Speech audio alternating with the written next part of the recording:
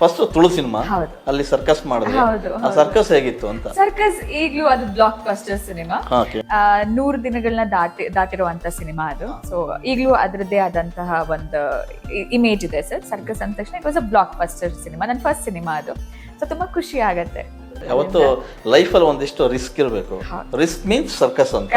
So ನೀವು circus ಮೂಲಕನೇ ಅದು ಆಲ್ರೆಡಿ ಇದೆ. ಸೊ ಖುಷಿ ಇದೆ ಸರ್ ಅಲ್ಲಿಂದ ಇಲ್ಲಿಗೆ ನನ್ನ ಜರ್ನಿ. ಎಲ್ಲ ದರ್ಶನ್ ಅವ್ರ ಹೀರೋ ಡೆವಿಲ್ ಸಿನಿಮಾ ಅಂತ ಮೊದಲು ಗೊತ್ತಿತ್ತಾ ಡೈರೆಕ್ಟರ್ ಫೋನ್ ಮಾಡಿದಾಗ? ಇಲ್ಲ ಡೈರೆಕ್ಟರ್ ಫೋನ್ ಮಾಡಿರೋದಲ್ಲ, ಇದು ಆಡಿಷನ್ಸ್ ಥ್ರೂ ಬಂದಿರೋದು. ದೊಡ್ಡ ಸಿನಿಮಾದ ಒಂದು ಆಡಿಷನ್ ನಡೀತಾ ಇದೆ ಅಂತ ಹಿಂಗೆ ಯಾರೋ ಹೇಳಿರೋದು, ನೋಡು ನೀನ್ ಟ್ರೈ ಮಾಡ್ತೀನಿ. ನಾನೇನು ಹೀರೋಯಿನ್ ಆಗ್ತೀನಿ ಅಂತ ಹೇಳ್ಬಿಟ್ಟು ಹೋಗಿರೋದು ಖಂಡಿತವಾಗ್ಲೂ ಅಲ್ಲ. ಆ ಕನಸು ಇರ್ಲಿಲ್ಲ ನನ್ಗೆ.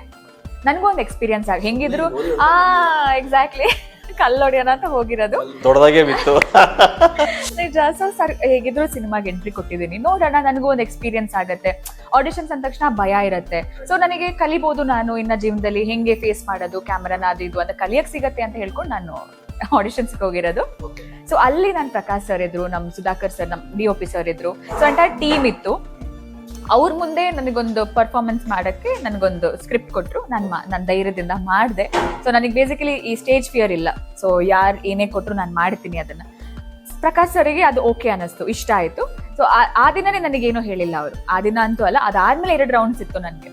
ಸೊ ಅದಾದ್ಮೇಲೆ ನಮ್ಮ ಡೆವಿಲಲ್ಲಿ ಕಷ್ಟಕರವಾದಂಥ ಸನ್ನಿವೇಶನ ತೆಗೆದು ನನಗೆ ಪರ್ಫಾರ್ಮ್ ಮಾಡಮ್ಮ, ನೀನು ಇದನ್ನ ಮಾಡಿದ್ರೆ ನನಗೆ ಅದನ್ನ ನಾನೇನಾದ್ರೂ ಗೆದ್ದೆ ಅಂದ್ರೆ ನನಗೆ ಬೇರೆ ಸೀಕ್ವೆನ್ಸಸ್ ಅಷ್ಟು ಕಷ್ಟ ಅನ್ಸಲ್ಲ ಡೆವಿಲಲ್ಲಿ. ಸೊ ಅದನ್ನ ಮಾಡಕ್ಕೆ ಹೇಳಿದ್ರು ಪ್ರಕಾಶ್ ಸರ್ ಅವರು.